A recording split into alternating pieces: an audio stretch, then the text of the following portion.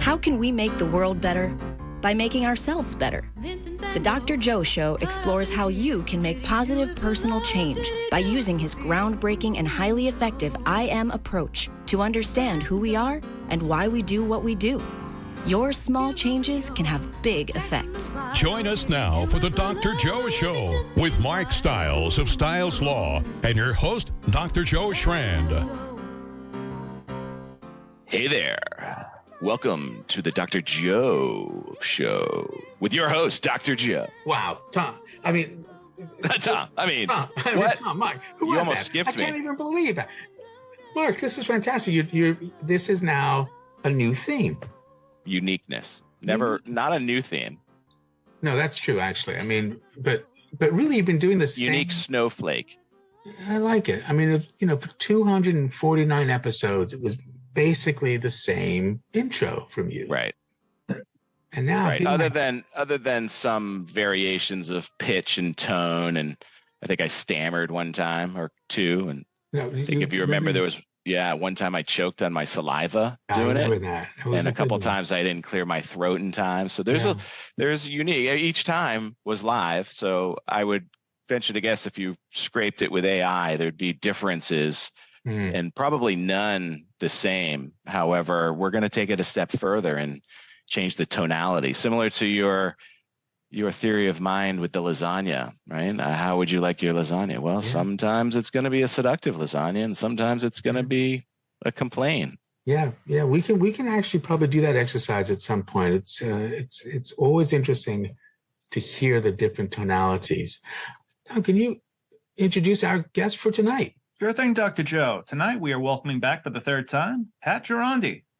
Patrick Girondi, originally from the south side of Chicago, is an Italian and American singer-songwriter, author, and founder of San Rocco Therapeutics, a gene therapy company focused on bringing a safe and accessible cure to sickle cell disease and thalassemia patients. Girondi has released 7 music albums, and Skyhorse published his Wall Street Journal #1 bestseller, Flight of the Rondone. Welcome back to the Dr. Joe Show. Yeah. There you go. Welcome back, Patrick. It's great to have you back. And you've been doing a lot since we chatted last. What's been going on in your life? Oh, geez. Wow. Well, published another book, and I guess we'll be talking about blind faith and faded genes. Those are two different books. It's not just one. Two different books. Blind faith and faded genes. That's a lot of work. Go on. What else have you been doing? Saturday, there's a big concert, probably my biggest concert in Italy ever. It's in the grotto in Castellana, and Pavarotti sang there and Bocelli sang there. Actually, tonight, Massimo Ranieri is singing there. I know you don't know who he is, but he's a very big Italian singer. And I'm actually in there Saturday night with my group, the Orphan Dream Band. So I'm kind of excited about that, and it'll be a great time. And as well, I'm sure you've all heard about the sickle cell disease products that were approved yesterday or the day before, one with a black box. Well, the one with the black box is my company's direct competitor, actually. And we are moving ahead to be beginning on our sickle cell disease and thalassemia patients in Italy in August of 2024. So we're getting that all ready. And there will be another couple books on their way out in the next 6 or 8 months. Wow. That is incredible. So you're going to be performing with your band this weekend? Yeah, we'll do 22 pieces, all originals except for 3 Christmas songs. I'm going to do Jingle Bell, Jingle Bell, Jingle Bell Rock, and White Christmas, and the First Noel. And then the other 19 pieces are all my original pieces. Yeah, and I've had a chance to listen to some of them. Tom, I don't know whether I can just do this. This one, I think this is Teflon, right? Oh, I love Teflon. It's groovy. Yeah. That's a great pick. Oh, yeah. I love that. That's a good one. You caught a good one. You got a good ear. Well, it's great, but which book? I mean, the part that gets me is you incorporate this in basically the epilogue of your books, lyrics from your songs, and tell me about that. So just so folks know, in the 2 books that we're going to be chatting about tonight, Blind Faith and Faded Genes, what the author does is at the end of the actual novel component, the novel, he adds in lyrics from a song that he wrote. So in Blind Faith, it's a song called "It's Your Time," but in Faded Jeans, it's the one that we just heard, the Teflon Heart. So I want to just first talk about that. How did you get that idea to incorporate your music into the book? So obviously, you know, if you write songs, you're a poet in a certain sense. You don't have to be a good one, but like I'm not. But and so there, you sit down, you write, and you have an idea. And I have, I think, 80 or 90 published songs. And when I finish my books, I go through the list and I try to find the songs that would work with a book. And if none of them work, I create one. And in the book, Faded Jeans, it's about, like, when I wrote the book years ago, I always thought of Danny DeVito to be the star in the movie, if we ever did a movie. And Danny is just a kind of hard guy who got around the edges, lived with his mother, never been married, and he gets diagnosed with leukemia. But he actually has this young woman, who's really in love with him. And he doesn't understand why she would be in love with him. He's short, he's bald, he's, you know, I mean, it's just, you know, it doesn't make any sense to him. And I said, well, wow, that's it. Danny, the Teflon heart, you know, that, you know, it's got a heart, nothing sticks to. And so that's where that came from. It's just a great idea. And then the second half of the book, folks, is a screenplay of the first half of the book. So there's the novel, and then there's a screenplay. I don't think I've seen that before. It's in both of these books. I don't think I remember it in the other one, Flight. Yeah, no, right? We didn't. We've done it in the last 3 books, or I don't know. Yes, because Chivalry will be coming out next. And we did it for those 3 books. It was the first time that anyone ever did it, certainly that we know of. And Skyhorse is the first time that they did it. And actually, last week I had meetings with Craig Cohen, who's kind of like my movie agent, and Sean Gullett. Sean did Pie, and he did Requiem for a Dream. Requiem for a Dream. And he loves Faded Jeans. And so we had a couple of meetings, and we're trying to figure out if we can do the movie or not. So it's all interesting. Flight of Rondoni, I'm working with Paul Kuscari. Paul did Cutthroat City, actually, and he actually has got a big hit going on right now. Paul did Scrooge for Apple, and it's like #1. And Paul Kuscari and I are also working on Flight of Rondoni. Flight of Rondoni's expensive movie to do, but Faded Jeans probably a lot less, because we could make it an American movie, but made in Italy. So, you know, there's a lot going on. The most important thing that's going on, of course, is that we're working on making the medicine for sickle cell disease and thalassemia, the gene therapy. I was on the phone with 2 of our scientists actually today. We're coming up with efficiency that no one's ever seen in the world for lentiviral vectors. I don't want to confuse the people that are listening, because I know they're probably, you know, waiting to hear about the books, but I'm very excited about that. And so it's good. Life's good. Christmas is going to be a great Christmas. Yeah. Well, that's why, I mean, you've been doing so many different things. It's impressive. How on earth do you prioritize? What's your strategy? I'm a Catholic. That's it. I mean, that's the easiest thing for me. So I'm a Catholic, and, you know, the parables, and you name it, and the parables are the 3 talents, and leaving one sheep to go get, or leaving 99 sheep to go get the one lost sheep. And of course, I have a son with a rare blood disease, so he's the one sheep. And so I just kind of focus on what is the best thing to cure my son, what is the best thing for our patients. And it actually, believe it or not, it makes every decision very easy. Let me hear more about that, Patrick. How does it make every decision easy? Well, because we have, for example, to make a big decision, we don't have to make it today, but we're going to have to make it in the next month or so. So we put an insulator on our product. Now, Bluebird Bio, who just got approved at $3.1 million per patient, it's ridiculous. Nobody's ever going to be able to do it. We will charge $700,000 for a better product. And it cost me $300,000 minimum to make it per patient. And Bluebird has a black box. And again, anybody who's listening, it's been all over the news everywhere, Bluebird Bio and CRISPR. So Bluebird Bio, the FDA put a black box kind of warning on it because they've had problems with leukemia. Some of their sickle cell disease patients have gotten leukemia, 2 of them, I believe. And so for years, the gene therapy people have been kind of thinking about putting an insulator on these therapies so the virus, the lentiviral vector, when it lands in our chromosomes, that in case it lands in the wrong place, that it's insulated from the gene, that it doesn't trigger the gene that it shouldn't be next to. Interesting.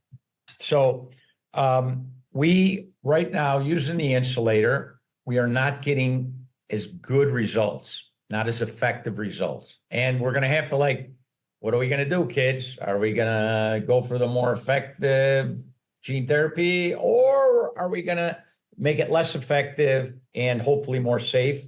But when you make it safer, will that make it less safe because it's not as effective? You have to use more drug or, So if you're sincerely love people, care about people, and I feel that I do, it's kind of, I call it the Girondi disease. My mother's like that. My Uncle Frank was like that.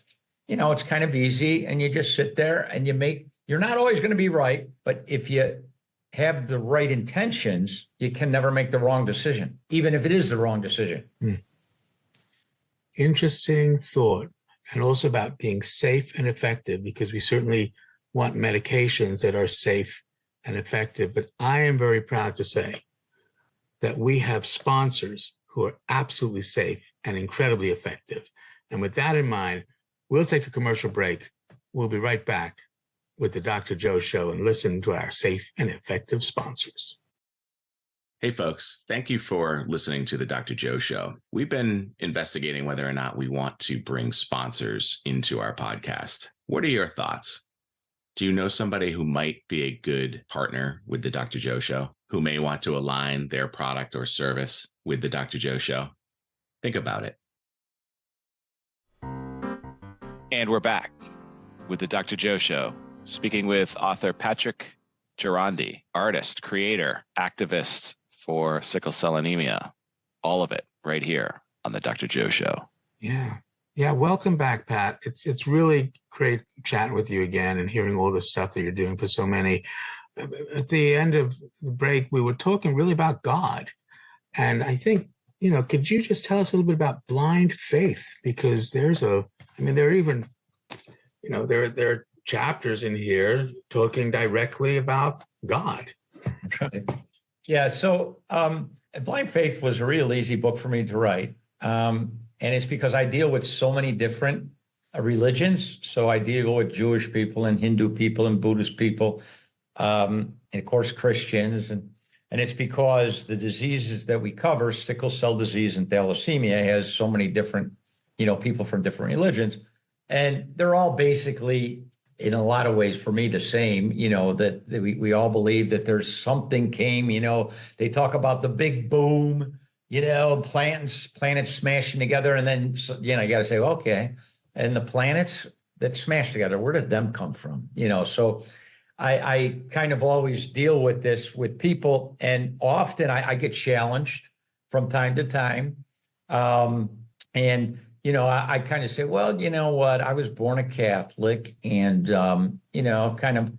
I really love the church. And I look at it in a certain sense that, if my mother got diabetes and cancer, and maybe she just got to be really a crabby witch, she'd still be my mother.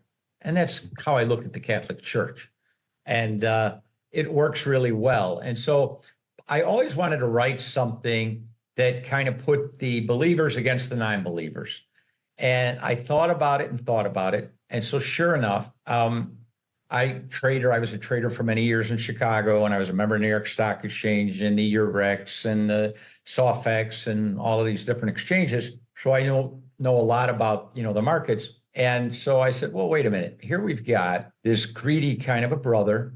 He's not a real jerk, but kind of. And he's in trouble in the stock market. His dad doesn't realize, very wealthy family, but the father doesn't realize that he's been dabbling with the company business. And he's got this wonderful sister and this firecracker grandmother who passes away, and just to teach the grandson a lesson, leaves all the money to the sister.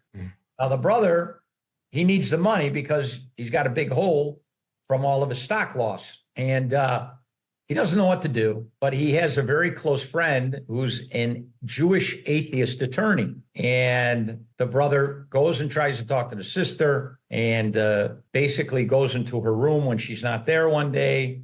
He's trying everything, and he finds a letter, and it's from the sister's boyfriend.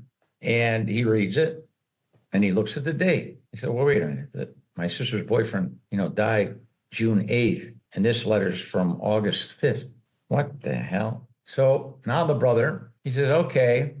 He goes to the atheist attorney, Jewish atheist attorney, and he says, Sebastian, I need to get control of my sister's money, or else the whole company, the whole family is going to fall. And she's still mourning, and she really can't handle things. And I found this letter. So now she's writing letters to herself, etc. And so it seems to him it's just, open shut case. And they end up going to court, trying to prove that the girl is just, she can't handle her own financial. Because she's mentally incompetent, basically. Right, because she's mentally incompetent. She's just, the brother wants to be nice, and she's just mourning and all of that, And, but the girl she's not an aggravator or anything, but she says, there's nothing wrong with me. I am getting these letters. And it goes in front of a judge in Chicago, and the brother says, my sister wouldn't know Tom Jones from Dow Jones, was one of his sayings at the court. And the judge is like getting ready to say, okay, honey, will you go get a psychiatrist, whatever. To make a long story short, the newspapers, somehow it gets into the news. And now it's like a big deal. And the judge's wife, who's very Jewish and belief, etc., reads in the newspaper. Now she doesn't want to cook for her husband. He's not being nice enough to this girl. It ends up this huge, huge case, believers against the non-believers in Cook County, Chicago court. And that's what the blind faith, that's where that came from. This whole idea that I always wanted to put the non-believers on one side and the believers on one side and have them, get it on. Really interesting. I mean, there's certainly, in my world of psychiatry, this is one of the things that we grapple with a lot about is competence, but also who am I to say that, what you believe in is somehow delusional, right? I mean, exactly. I hear it all the time. You can't prove there's a God, And I was like, well, okay, can you prove there's not a God? I mean, it's like the old, I think it was two Russians. One was a astronaut and one was a psychiatrist or a brain surgeon. And the psychiatrist, the astronaut says to the brain surgeon, I've been to the moon 100 times and all over. I never seen one angel. I never seen no God. I never seen none of that stuff. And so the brain surgeon says, well, yeah, okay. But, I've done 100 brain surgeries and I've never seen a thought. So. Nice. It's true. Thought occupies time, but does it occupy space? We're not sure. When I was in high school, Pat, I wrote a short story about this salesman who's tired. He's in a hotel, and somehow he winds up breaking the lamp. And he goes to get a light bulb and screws it in. And something happens and he has, turns on, but something's going on. So he has to unscrew the light bulb, and he unscrews it and he's got it in his hand, but it's still on. And he realizes, he hears this voice that he has captured God in a light bulb. And he says, this is fantastic. I can now prove you exist. And God says, no. The whole tension of it is whether I exist or not. That's what keeps people going, is not being sure. Because he had captured God in a light bulb, but God said, you cannot tell anyone whether I really exist or not. So how does that drive Faded Genes? And when the movie comes out, which I hope it does, where's the movie going to take us as an audience? Well, okay. Faded Genes is about the guy that gets leukemia. No. Sorry. Blind Faith. I mean, Blind Faith. Yeah. So Blind Faith has everyone who's reading it, obviously, trying to figure out, is the girl writing the letters or isn't she writing the letters? And through the book, I, question our beliefs about the financial markets. Mm-hmm. I question our beliefs about the idea of accumulating wealth. I question our beliefs about bankers and atheists and friendship, right? Because Trish, who's the girl that has all the issues, they go to her work and they're talking to her coworkers, and the coworkers don't want to seem crazy, and et cetera. So in a real human kind of I think more humorous way, I challenge all of these different ideas that so many of us have different thoughts about. Mark or Tom, either of you want to jump in on this in terms of faith, which is the enactment of trust? What do you think, Mark? God. No, I'm not calling you God. I know you're, but I'm not calling you God. So. No, please don't. Please don't. So much there. It's really interesting. It's one of those conversations that not a lot of people like to have anymore, especially if they fall on different sides of the dialogue. I love that you're leaning into this, Patrick, and I love that you're also leaning into the capitalism, I guess would be the best way to describe, bankers and the financial institutions. And I can only imagine, as a deep thinker that you are, how deep you're going into that. I'm looking forward to reading the book now. Thank you. I appreciate it. I'm honored that you would read the book. And again, I don't want to preach or anything like that, but it was a great book to write. I learned out a lot of, every time I write a book, I learn more about myself, a lot of things about myself. And especially with Blind Faith, I said, okay, Jesus Christ, what does he really mean to me? And, what's the take on all of this stuff? And then I had to throw myself back. I've been to India, I've been to Africa, I've traveled a lot. I've had a lot of conversations. And I said, Jesus Christ, like Socrates, right? Could have just said, hey, Socrates could have said, I'm not drinking this hemlock, please. All right, I'll stop with all of my crazy aggravate. I won't ask any more questions. I won't bother you. Just the same way Jesus Christ could have said, all right, hey, not a problem. You can accumulate wealth. I promise I won't talk bad anymore about you. Everything's great. I don't want to die. Okay. And both of them actually ended up dying for their morals, for what they believed. They said, Socrates said, no. Give me the hemlock. I'm drinking it because you guys are just not doing things the right way, in my opinion. And the same thing, Jesus Christ. So, and I always tell whether they're Muslim or Hindu, whatever they are, I said, you don't have to believe that Jesus Christ is God. I don't really care. And I'm not exactly sure how it all works out. I just know that he had the choice of death or life, but life without owning up to his morals and his beliefs, and he chose death. So for me, he's like a big guy. And I've read so many of his parables that have become pillars in my life. So, and a lot of times it's like, well, do you believe he's the Son of God? And I say, well, of course I do. And I'm also a son of God, as are you. So I try in the nicest way with a smile to kind of keep out of it. And to be quite honest, I've had a lot of debates, and I don't think one single time I ever left someone with this. I don't even think once. And I think a lot of it is because I try to be kind and I don't try to talk about things that I don't know about. And I think that's really helpful.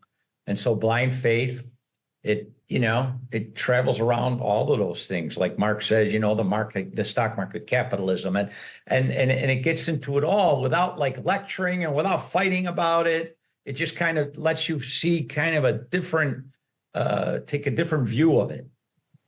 Mm. Yeah. I mean, I wrote a song years ago, right after 9/11. It's all the same, just a different name. We all have different gods. But blind faith is important. And I really appreciate you saying that you're not talking about stuff that you don't know about. And that's really important. And what I'm very grateful for is our sponsors do the same thing. They do not talk about things they do not know about. So let's hear from our sponsors on what they do know about. We'll be right back with the Dr. Joe Show. Hey, folks, welcome back. So any thoughts? Do you listen to other podcasts? Do you see how they do the sponsors? Is there a way that they're utilizing sponsors that you enjoy or you don't enjoy? I listen to Smartless, and I really enjoy how the co-hosts share the voiceover for the product or service. It's really funny for the most part, but it's unique. It's them really endorsing. Does that work? What do you think? And we're back with the Dr. Joe Show, with a deep thinker, an artist, a creative, an author, a great conversationalist, Patrick Girondi.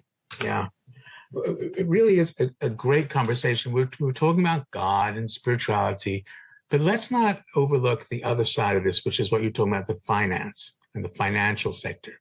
So I think, this book is just coming out now, right? Recently, 2023. I am curious. I want to just ask you about what could be a very provocative first sentence in the book. And the first sentence on chapter 1, here comes the president. This is in Blind Faith. I'll read it. Since Anthony Cristiano's salon opened in the Trump Tower on the Chicago River at Wabash Ave, few elitists trudged down to Kiva's in Watertown Place.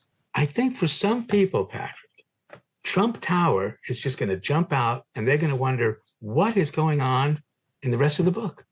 So I'm curious about that.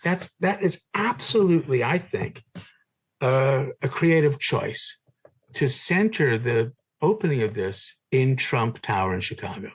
Help me with that. Yeah. So I did a little bit of homework, and I realized that there was this very famous hairline studio in Trump Tower, $600 for haircuts, et cetera, and there is another place that's downstairs that's cheaper, et cetera.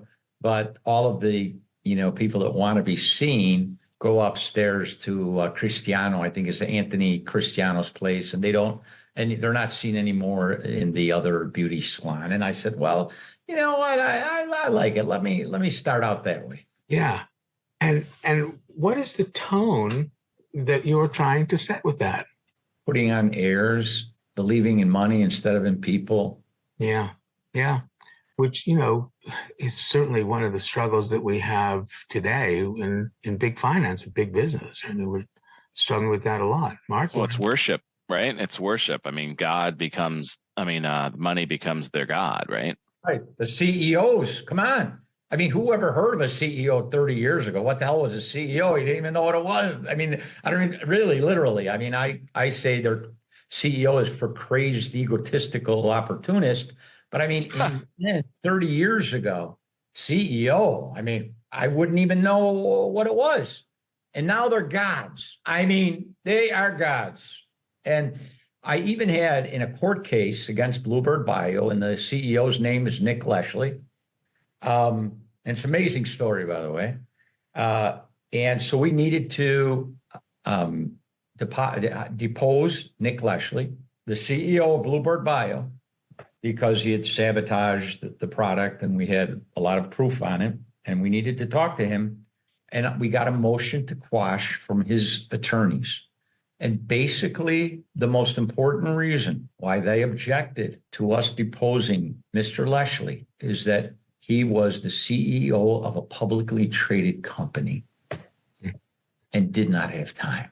did not have time, or they were afraid it was going to affect shareholder value? They don't say that, but they said, Mr. Leslie, Your Honor, he's a busy man. Yes, he's he's a CEO of a publicly traded company, and he really, for the good of the country, because we've just got a handful of these guys that are running the whole world, right? The whole country. Okay, these multinational CEOs, et cetera, et cetera. And, for the good of the country, Your Honor, let's let him stay at work, and let's not, bring him into court, because it wouldn't be a good thing for the nation. What did the judge rule? He actually went along with them, and all they allowed me to do was ask him 5 questions, of which he lied in 4 of them.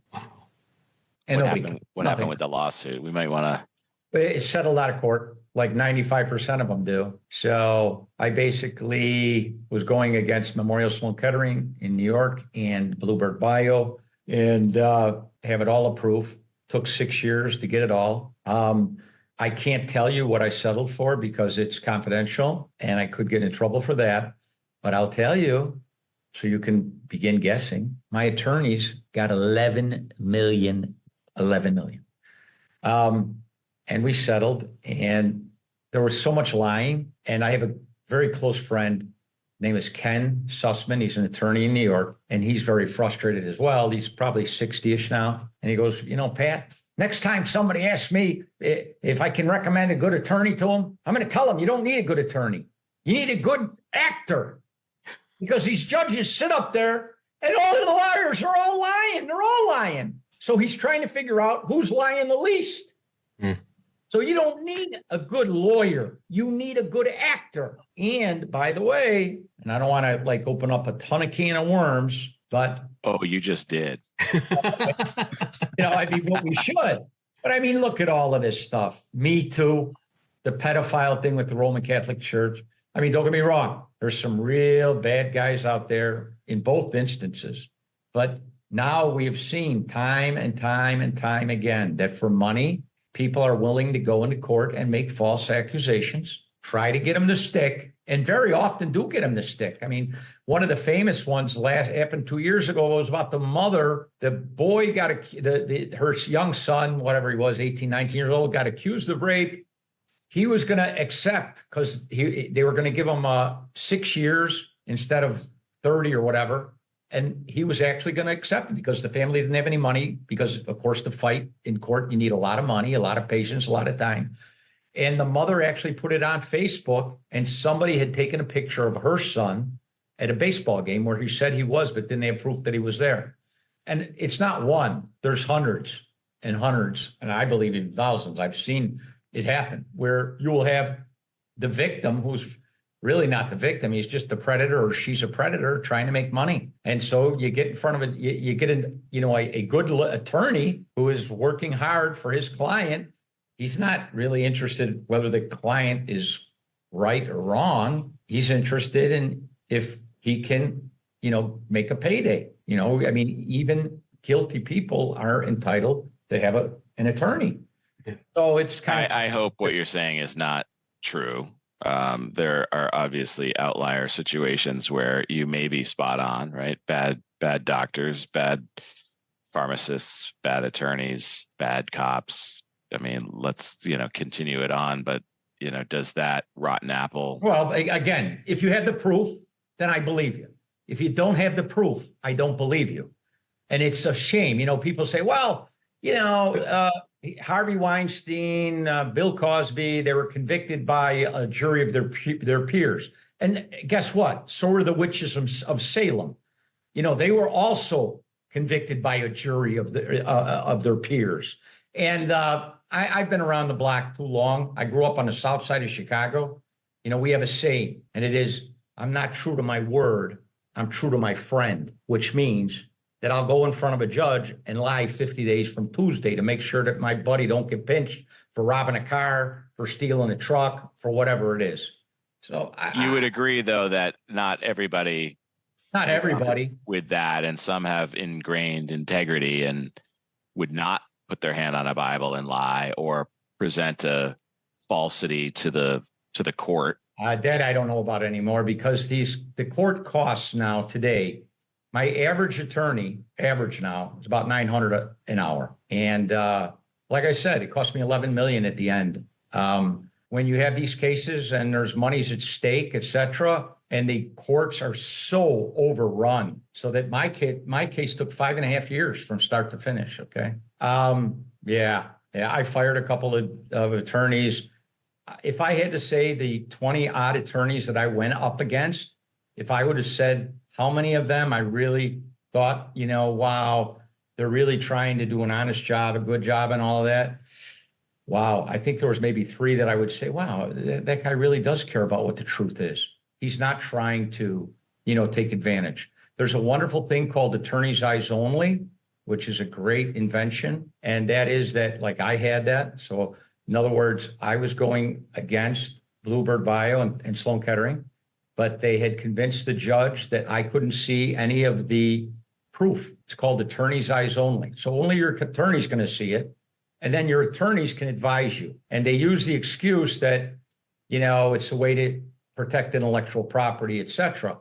But in the end, I know about gene therapy. My attorneys didn't know anything about it. I ended up getting fined $121,000 because they convinced the judge that I wouldn't have filed a second amended complaint had I not seen the proof. And so anyway, I agree with you guys. It's not 99% of the people are corrupt, for the love of Jesus. I obviously don't believe that, but I do believe that our legal system is just completely bound up. It takes years and years. You can have trials go on for 10 years.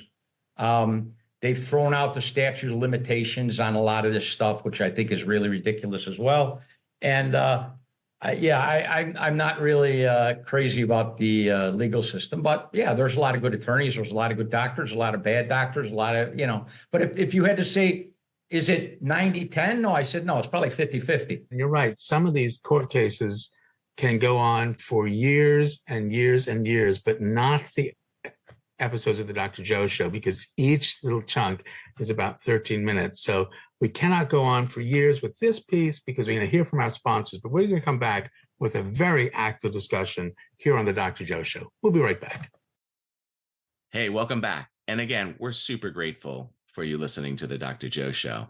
If you have anyone that you think might be a good sponsor, shoot us an email at drjoepodcast@gmail.com. DRJOE podcast@gmail.com. Give us your thoughts about the show, too. We're wondering, are we talking to the trees, or are people really gaining value in this? Please let us know. Thank you again, and enjoy the rest of the show. And we're back with the Dr. Joe Show. But there was a really interesting statement that, you have to have proof, but not when it comes to God. And not when it comes to our court system either anymore. But I don't want to aggravate you, but that's just the way that it is. Now they're just convicting people, putting people in jail. They got no proof. A guy gets up there and he says, oh, my school teacher, she touched me and she kissed me. And the lady's going to jail for 6 years, 7 years. It's crazy. 7% of people conservatively don't belong in jail. That they're really innocent, according to the government. And what happens nowadays, especially because attorneys cost so much, that so many people are taking pleas, so they'll plea out for a lesser thing. I don't doubt that there's any rapists, and I'm sure there are rapists. I have personally never known one, to be quite honest. But yeah, I don't know. I mean, if I would say my neighborhood in Chicago was 60,000 people, how many rapists really we had? I don't know, maybe one. I don't know. I've never known a rapist. Well, sadly, I know they exist. I don't deny that they exist. It's just that the way that they purport it, it's like, if you're on a subway station, like 30% of the people are rapists. And I just don't go for that. I just think it's ridiculous, especially nowadays. Well, we got, Patrick, is there something that you want to be sure we cover? Yes. Before we get to the questions. Oh, I know. Well, I'm very close to Robert F. Kennedy. Actually, I made a deal with him that I will play at his inauguration, and I'll be part of putting together the health department, or however it is that we can change health in the United States. And he kind of has agreed to allow me to do that. I think he's an interesting guy, and I just kind of wanted to bring that up as well. And I do think that we really do need a lot of change in our health. issues or, the doctors, et cetera, and the protocols that have so many men getting chemotherapy for prostate cancer when they just had enlarged prostates, or women breast. And I'm not talking because I'm saying it. I'm talking because that's the way it is. That's people know about it today more and more. We had this scandal in the 90s with the cesareans, where they had all these poor women getting cesareans because it was extra money for the doctors and it was broke. And it's funny that in the United States, nothing's really, it's not really real. It's just conspiracy theories, until, 30 years later. Well, guess what? It really wasn't a conspiracy theory like it was with the cesareans. Definitely with the prostate cancer, 10 years ago, they'd say, well, every man's going to die of prostate cancer if he lives long enough and all of that. And that's another thing that's been debunked. But it's about money in the United States, and in other places it's not. And so I live in Italy. And the reason I live in Italy is because my son was doing experimental medicine in the United States, and 40 days cost $70,000. And he had to live in the hospital. I can tell you that my son, who has a chronic disease, who transfuses every 20 days, more or less, doesn't even have to bring his ID into the hospital. And everybody is treated. We have good hospitals. We have bad hospitals, just like the United States. But if you fall down, if you get hit by a car, whatever happens to you, you go to the emergency room and you're taken care of. So, and that's the right thing to do, isn't it? As a Catholic, that's how I think. Yes, of course. Yeah. And you've spent a lot of your career trying to protect your son and other people who have these rare conditions. So how do you think that has influenced not just your music, your writing, your passion? How has that influenced you, Pat? I think it has pushed me to the limit of my creativity, because I'm a high school dropout and I have to deal with every day 2, 3, 4, 5 attorneys, 5, 6, 7 scientists, bankers, whatever. And I shouldn't be able to, because I didn't graduate from high school. And having a child with a problem where they said he wouldn't make it to be 14 years old pushed me to the limit of my capabilities. And it's been a wonderful thing. However, and I don't know, Mark and Tom might not want to hear this one, I haven't been as effective as I could have been. Okay, but do you know why? Why? Because if I was, I wouldn't be here today. They would have killed me. Because that's what happens with the pharmaceutical companies nowadays, unfortunately. People get hit by cars. And again, they could say conspiracy theories, but they could say whatever they want. But I just know that if I really had bothered them enough, really had pissed them off so bad and made it so much that they lose so much money, that they'd have taken care of me. So right now I kind of fly under the radar. There's always kind of crazy. He's this and he's that. And they're okay, though, because the other day, Bluebird Bio got approved at $3.1 million per one patient. It's ridiculous. It's just stupid. It doesn't make any sense. It costs around $300,000 to make this product. So they really need to make $2.8 million per patient. No one's going to get cured, by the way. And I mean, not only that, it's the biggest scandal against the American people. Why? Because 70% of all sickle cell disease and thalassemia patients are on the government's payroll. So if you take the difference between 700,000, which is what we will charge, and 3.1 million, and you multiply 2.4 million times 102,000 people, it's around $240 billion. Okay. But this is what goes on. And it's hilarious. Bluebird Bio, they got approved in Germany in 2020, and they were going to ask $1.8 million per patient. I called the Germans. I got a hold of some politicians and German newspaper people. And I said, you know what? You're going to approve this product at 1.8 million because you only have about 50 patients. So for you, it's not a big deal. However, in Italy, we have 7,000 patients. And I'm going to tell you what I'm going to do. As soon as you approve the price, I'm going to help all of our patients get residence in Germany because we're entitled. We're all Europeans. What did they do? Strategy. They pulled it, and Germany said, we're not going to do the price. It's a ridiculous price. So what did Bluebird do? They closed up shop in Europe. They came to the United States, and now they got proved first at 2.8 million for thalassemics, and yesterday or the day before at 3.1 million. And it's just, I mean, all of this faith that you want to have in the system and in lawyers and in whatever, it don't work. And especially the medical system does not work. The average European is living 81 years old. The average Italian lives 82.7. The average American 77.9. We spend much more on disease, we spend much more on medicine, right? Because we have 4.5% of the world's population and we use 70% of the prescription drugs. So guess what? It doesn't work. So all of this stuff, we want to believe, oh yeah, but it does kind of 90% and all. It doesn't. It really doesn't work. Not if you look at statistics. So with this, I mean, I think it's a great discussion, but I'm curious, based on our discussion, let me ask the first of the two questions. The IM is saying that the home domain, the social domain, the biological domain, and the IC, how I see myself, how I think other people see me, these are all connected. Because the domains interconnect, a small change can have a big effect. You don't need to change everything. So Pat, given what we're talking about tonight, what small change can you recommend to our listeners? The first thing, and Tom and Mark, this is what you guys got to do. Observe. Stop watching the news and taking everything you say and like making a perception. Go look at the statistics. So if somebody wants to say we have a great healthcare system, go look at infant mortality. Go look at the average age of death.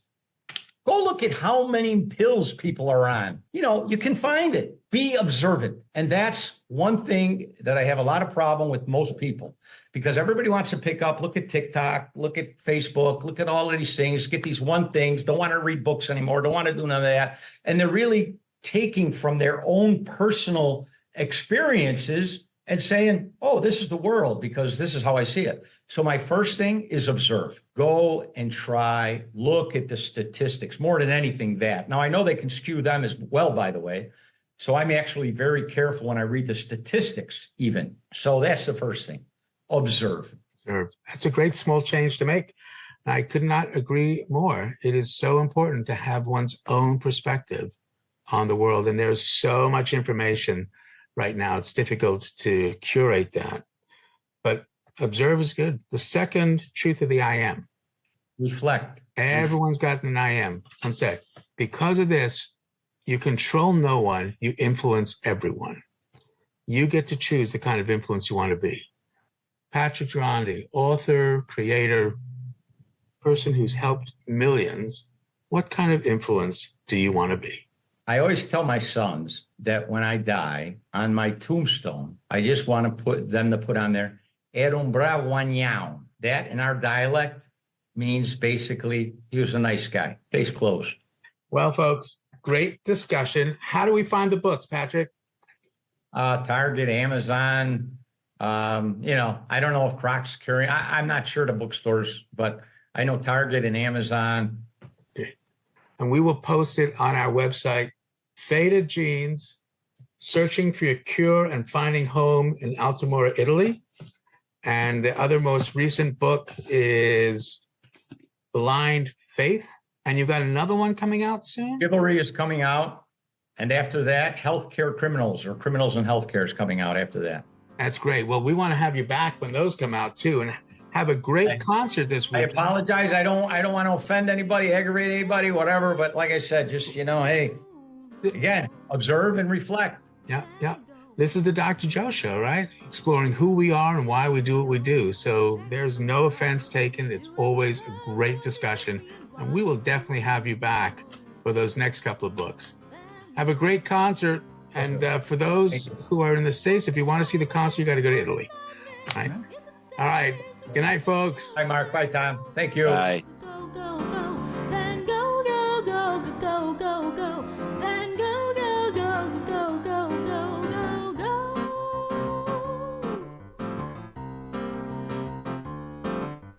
Marilyn Monroe swallowed the pill. Did she do it for love or was she tired of the thrill? Who knows? Van Gogh.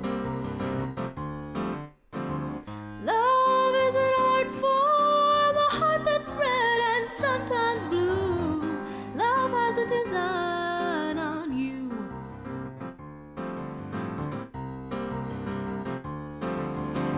Stretch the canvas, brush with madness. Is it sadness or just a show? Van Gogh, go, go, go, go, go. Van Gogh, go, go, go, go, go. Van Gogh, go, go, go, go, go, go, go.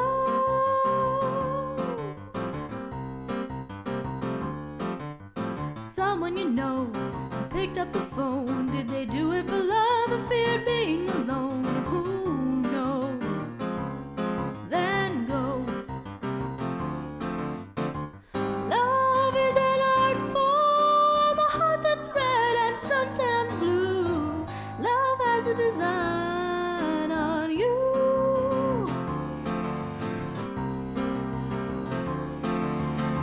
Stretch the canvas, brush with madness. Is it sadness or just a show?